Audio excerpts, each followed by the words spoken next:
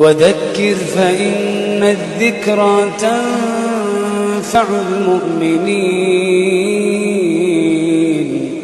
وما خلقت الجن والإنس إلا ليعبدون وما خلقت الجن والإنس إلا ليعبدون ما أريد منهم من رزق وما أريد أن يطعمون إن الله هو الرزاق ذو القوة المتين فإن للذين ظلموا ذنوبا مثل ذنوب أصحابهم فلا يستعجلون